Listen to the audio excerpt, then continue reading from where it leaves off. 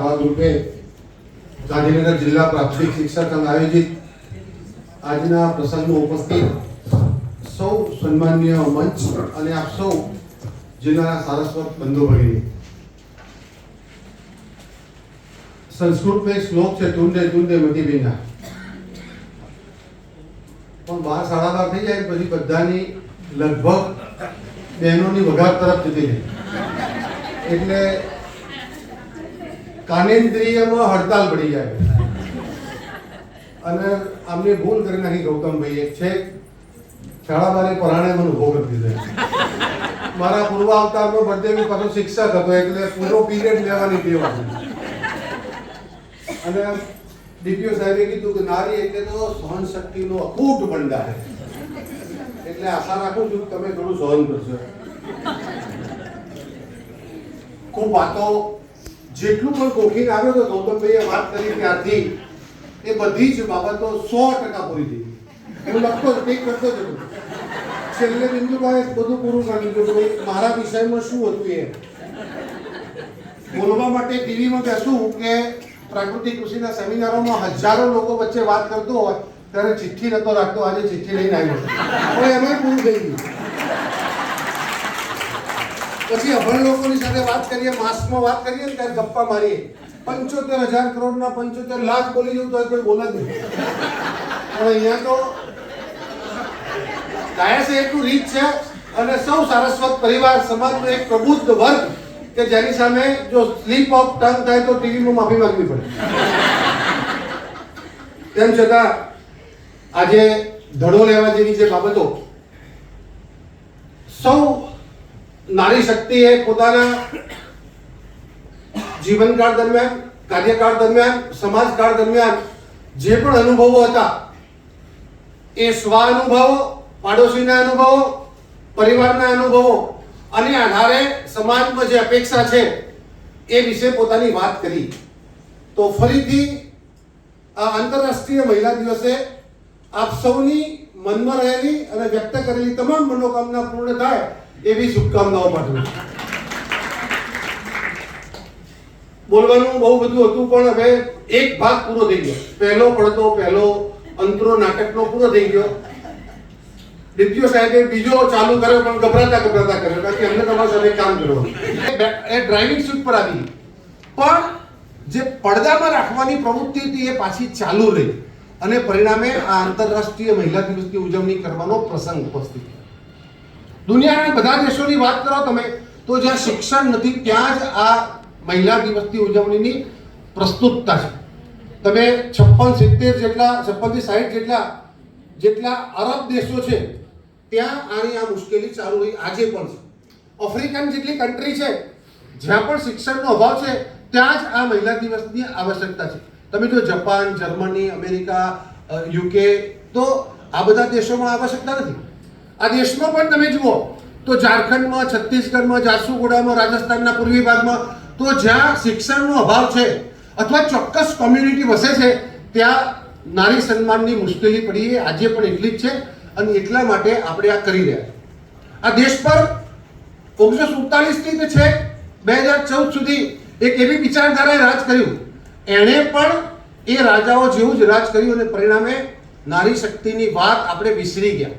જે રાજા રામમોહન રાય કરી હતી કે જે જ્યોતિબા ફૂલેએ વાત કરી હતી એ આગળ વધારવાનું કામ આ આઝાદ ભારતના શાસકોએ નહીં કર્યું અને પરિણામે આપણે આ વિશ્વ મહિલા દિવસની ઉજવણી કરવાનો પ્રસંગ આવ્યો. હવે આપ સૌના સદનસીબે 2014 પછી આપણી કલ્પનાનું ભારત બનાવવાની દિશામાં જે યાત્રા શરૂ થઈ એમાં નારી શક્તિ વંદન અધિનિયમ પણ આવ્યો. દીકરી બેટી બચાવો બેટી પઢાઓનો કન્સેપ્ટ પણ આવ્યો. કન્યા કેળવણી રથયાત્રાઓ પણ થઈ. આનંદીબેને દીકરીને પણ જમીનમાં ભાગીદારી એનો હક આપ્યો. અનેક વાતો થઈ શકે. દીકરીને ભણાવવા માટેની જે પ્રાયોરિટી છે, માતાને જન્મ આપવા માટેની જે પ્રાયોરિટી છે તો સરકારે અનેક પગલાઓ ભર્યા. હું સરકારની પ્રશસ્તિ કરવાની વાત નથી કરતો પણ આ પાછલા સમયમાં ખૂબ કામ થયું અને આપણી કલ્પનાનું ભારત બનાવવા માટે તો બંને પૈડા રથના સરખા ચાલે એવો પ્રયાસ થયો. ત્યાં સુધી તો બધું બરાબર હતું અને બધા વક્તાઓને જે જુદો જુદો વિષય બહેનોને આપ્યો તો બાખૂબીથી એટલો બધો નિભાવ્યો છે મને એવું લાગે છે કે અમારા મહિલા મોરચામાં તકલીફ પડે એવી સ્થિતિ હતી. હવે એવું લાગે છે જેને પણ વીઆરએસ લેવું હોય અને રિટાયરમેન્ટ લેવું હોય એ બધા લોકો વેલકમ છે. પણ મને મળજો, શિલ્પાબેન નહીં, કારણ કે એ તો નહીં ઘૂસવા દે. શિલ્પાબેન નહીં ઘૂસવા દે. સાહેબે વાત કરી ને કે જ્યાં શિક્ષકો બહેનો વધારે છે ત્યાં શિક્ષણ સારું છે, ભલે બીજા બધા બહુ પ્રોબ્લેમ મારી પાસે આવે છે સાહેબ. આજે ગાંધીનગરની 10 સ્કૂલોના પ્રશ્નો મારી પાસે છે અને મોટે ભાગે ભાઈઓ બહેનો સામ સામે હોતા. ઇતિહાસ એની સાક્ષી છે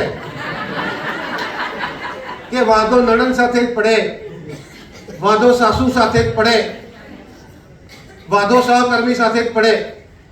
ઇતિહાસ એની સાક્ષી છે. એટલે બધા લોકોને આમંત્રણ આપું છું. આનંદ થાય છે કે હવે સાહેબે કીધું એ પ્રમાણે દિન નહીં પણ તમે સિલેબસમાં ભાઈઓ માટે કુકિંગ ક્લાસ ચાલુ કરવા પડે એવો એક સિલેબસ પર અભ્યાસક્રમ આપી દેજો. એટલે આવનારા દિવસોના બાળકોને ઘરે રસોઈ બનાવવાની તકલીફ પછી મુક્તિ મળી. રોટલી પહેલા કેવી બાજુ નાખવાની અને ફ્લેમ ઉપર કેવી રીતે શેકવાની એ પણ આપણે જાણી લેવું પડશે. દિવસો દૂર નથી, આનંદ છે. પણ સફળતાની ચરમસીમાએ પહોંચ્યા પછી મર્યાદા, સ્વતંત્રતાની સાથે સ્વચ્છતાની જે વાત કરીએ સમયની માંગે. હું આમ તો મને ઘણી વખત જોગ જ કહેતા હોય કે હવે હિતેન્દ્રભાઈની અમૃતવાણીનો લાભ મળશે, પણ મારે વાત કરવાની હોય પ્રાકૃતિક ખેતીની, મારે વાત કરવી હોય સમાજ સુધારવાની. એટલે કોઈ પણ સમાજના ફંક્શનમાં, સમૂહ લગ્નમાં, તેજસ્વી વિદ્યાર્થીઓના સન્માન સમારંભમાં કે આવા આ ત્યારે વાત કરવાની હોય ત્યારે કડવી વાત કહેવાનો મારો ભાગમાં આવતું હોય. આમ તો રસ્તો વચ્ચે થઈને જાય છે, સેફ નીકળી જવાય એવું છે, પણ તેમ છતાં થોડું કહી દઉં કે આપણી જે સમાજ વ્યવસ્થા છે, આપણી જે લગ્ન વ્યવસ્થા છે, તો બાયોડેટામાં દીકરો ખેતી કરે છે એવું લખેલું હોય તો શું થાય? દીકરીના હાથમાં બાયોડેટા ના જાય, મમ્મી ના પાડે, મારી દીકરી શાળા સુધી નહીં કરે. જે સંસ્કૃતિ હતી કે જેને કરિયાવરમાં આપણે ગાય આપતા હતા, આપણે સંસ્કૃતિના સંવાહક છીએ. જેને મંગળ ફેરામાં એવું કહેતા હતા કે પહેલું પહેલું મંગળિયું વરતાય રે. સાના સાદી નહીં ને, શોકેસમાં મૂકી એવી. આ તો કૃષિ ને ઋષિની સંસ્કૃતિ છે સાહેબ. તમે અંગ્રેજીકરણનો સહેજાય વાંધો ના હોય, અંગ્રેજીનો સહેજાય વાંધો ના હોય, પણ અંગ્રેજીકરણનો તો હોય ને. બાળક રડી શકે જે ભાષામાં, બાળક પહેલો શબ્દ જે ભાષામાં બોલી શકે એના કરતા આગળ જે ભાષામાં ગાઢ બોલી શકે, જે ભાષામાં ઝઘડી શકે, એ આપણી માતૃભાષા હોય, એ આપણી સંસ્કૃતિ છે, એ આપણી પ્રવૃત્તિ છે. તો અંગ્રેજીકરણમાં એટલા બધા આપણે પ્રવૃત્ત થઈ ગયા છે. તમે સૌ સારસ્વતો છો, આપનાથી મારી વિનંતી છે કે શિક્ષક તો કભી સાધારણ નહીં હોતા. આ પ્રલય કરવાની આવશ્યકતા છે કે તમારા થકી સમાજમાં આ આંધળા અનુકરણની, આ સમાજના કુરિવાજોની, આ સમાજના વ્યસનની અને આપણે પરસ્પરમાં લડવાની જે પ્રવૃત્તિ છે એ રોકાય.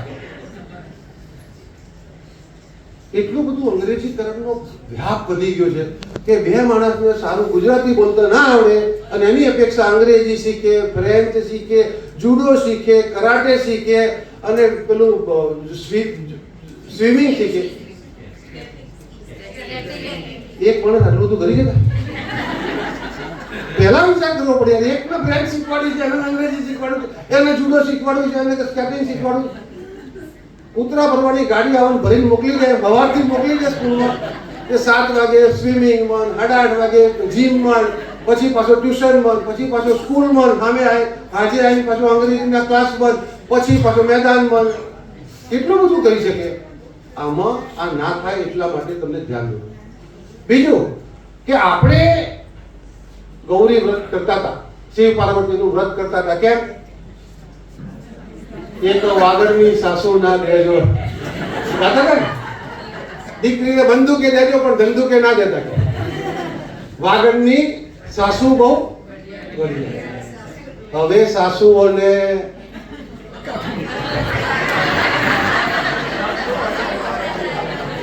વૃદ્ધાશ્રમમાં ના મોકલેગી, વહુ આપજો એવી પૂજા કરવી પડે. બંનેનું વૈસે બસ. દીકરી પરણીને આવે એટલે તમારા ઘેર કુળદેવી, ગોત્ર, નામ, સરનામું, સાતબાર અને મોટો બંગલો મૂકીને આવે. અને તોય અઠવાડિયું ના થયું હોય અને ભીંડા આડા સવારવાના, ઊભા સવારવાનો ઝઘડો થઈ જાય. બેન જ બેનને નડાતી ઇતિહાસની સાક્ષી છે. તમે કાજલબેનને સાંભળતા. ભીંડો આડો સવારવાનો, ઊભો સવારવાનો કે તાર માએ કઈ શીખવાડ્યું નહીં. અઠવાડિયું 15 દાડા ત્યાં હોય. એક છોડ આપણે નર્સરીમાંથી લાવીએ તો એની કુંડા સાથે થોડી માટી હોય અને જ્યાં સુધી એ ભૂમિના મૂળિયા આ ભૂમિમાં ના નાખે, એ સેટ ના થાય ત્યાં સુધી 1, 2, 3 મહિના સુધી એ પેલી જૂની માટી, એના જૂના સંસ્કરણો, એનું જૂનું ખાતર એને ઉપયોગ કરે છે. 25 વર્ષનો છોડ ઉછરીને તમારા ત્યાં મોકલ્યો હોય અને તમે 15 દાડામાં ભીંડામાં લોચો મારી દો. થોડીક તો રાહ જુઓ. એક મોબાઈલનો ડેટા આપણે નવો લઈને ટ્રાન્સફર કરવો હોય ને તો ટ્રાન્સફર કરવા મૂકીએ એટલે પેલો કહેશે કે ડિસ્ટર્બ ના કરતા, નહીં તો ડેટા કરપ્ટ થઈ ગઈ. 25 વર્ષનો ડેટા કરપ્ટ થાય એમાં વાર ના લાગે.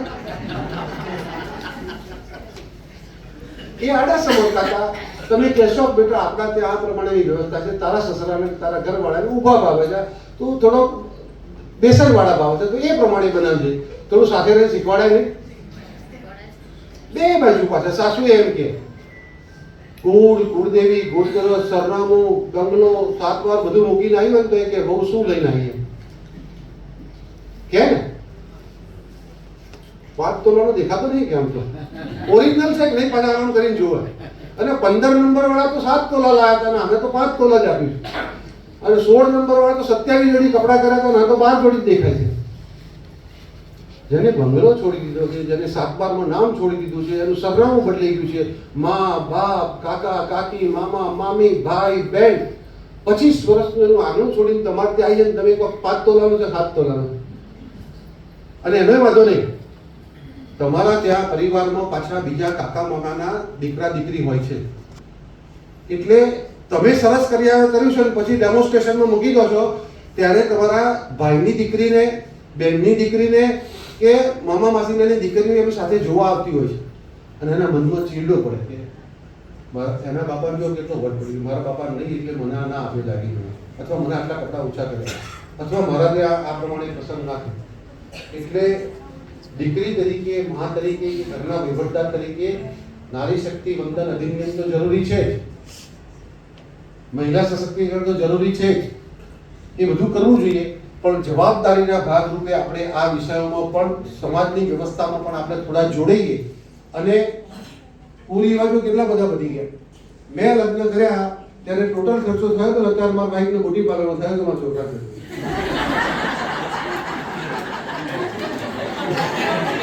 મેં કીધું બેન વાજાવાળા ખોટા લાગ્યા, ઘરના બધા બેન વાજાવાળા જ લાગે, ખોટો ખર્ચો કરે બેન વાજાનો. બધા એક જ લાગે, બધા વાઈટ એટલે. આપણી સંસ્કૃતિ કૃષિ સંસ્કૃતિ, ઋષિ સંસ્કૃતિ અને કરકસબની સંસ્કૃતિ છે. અને કણમાંથી મેં મણ પેદા કરનારો આ સમાજ છે ત્યારે પશ્ચિમી સંસ્કૃતિનું આગલું અનુકરણ ન થઈ જાય, ખોટા ખર્ચા ના થઈ જાય, વ્યસનો ના આવે, કુરિવાજો ના આવે અને આવનારા દિવસમાં બાળકોમાં એવું શિક્ષણ આવે, ભણતર તો આવે પણ ગણતર પણ એવું આવે કે આવનારા દિવસમાં તમે તમારા થકી સ્વામી વિવેકાનંદ કહેતા એ પ્રમાણે સમાજમાં ચારિત્રનું નિર્માણ કરે એવા શિક્ષણની આવશ્યકતા. વિદ્યાર્થીના મનની શક્તિનો વિકાસ કરે, એમાં કૌશલ્યનું નિર્માણ થાય, એમાં ચારિત્રનું નિર્માણ થાય અને સન્માનભેર સમાજમાં પગભેર ઊભો રહી શકે એવી રોજગારી પ્રાપ્ત કરે એવા શિક્ષણની આવશ્યકતા છે. ત્યારે તમે બધા એક ક્ષેત્રમાં પણ આ દિશામાં કામ થાય અને પોતાની અપેક્ષાઓ છે એ પોતાના મા બાપની પણ છે અને પોતાના દીકરા દીકરીની છે એવું સમાનતા રાખીને આગળ વધીએ અને આ કુરિવાજોમાંથી, આ વ્યસનોમાંથી આપણે નાબૂદી મેળવીએ એવી વિનંતી સાથે તમને વિરમું છું. લગ્ન એટલે લાકડાના લાડુ છે, ખાય તો એ અને ના ખાય તો એ બેને સરખી મુશ્કેલી છે. કબીરજી એકવાર એક સરસ પુસ્તક લખતા હતા અને એક યુવાન એની પાસે સલાહ લેવા ગયો બીજો કે મારે લગ્ન કરવા છે, કરું કે ના કરું? એટલે કબીરજીએ એની ઘરવાળીને કીધું, બરાબર બપોરે 12 વાગે અજવાળામાં બેઠા હતા, કે દીવો પેટાઈ લાવ એમ. એટલે એના ઘરવાળી દીવો પેટાઈ લાઈન મૂક્યો. તો પેલા છોકરાને એવું થયું કે 12 વાગ્યા છે, કબીરજીનું ફરી ગયું છે, આટલું અજવાળું છે, દીવો સળગાવવાનું. એટલે એને પૂછી લીધું કે તમે આવું કેમ કર્યું? તો કે જો આવી મળે તો કરજે, નહીં તો રોકાઈ જજે. પૂછાય નહીં એની મળે તો કરજે. આ હોલમાં બેઠેલા એક પણ પુરુષ આગળ ઊંચી કરે કે તમને જીવનમાં એક વાર તમારા ઘરવાળી એવું ના કીધું હોય તમને ખબર ના પડે.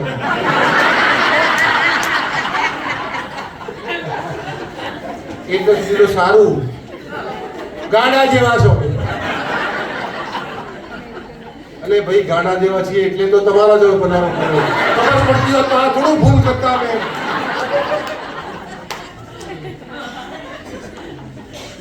છેલ્લે સમયની પાબંદી છે, પણ એક વાત કહી દઉં કે આ કુરિવાજો સમાજની ખૂબ મોટી મર્યાદા છે. અને કેવી રીતે આવે,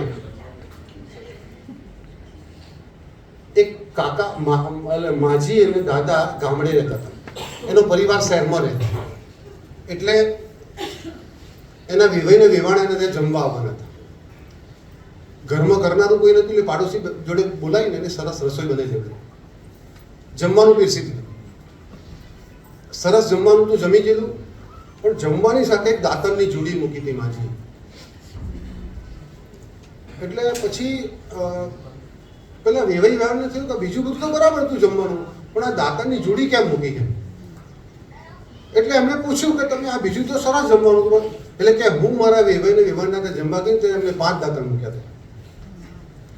એટલે એને પૂછ્યું કે તમે જમવાનું તો સરસ બનાવો છો, પણ દાતણ કેમ મૂક્યા હતા? એટલે કે હું મારા માસીના ત્યાં જમવા ગયા ને ત્યારે એમને 2 દાતણ મૂક્યા હતા. પછી એને પૂછ્યું કે હું મારા કાકાને ત્યાં જમવા ગયા હતા ને ત્યારે એમને દાતણ મૂક્યું હતું.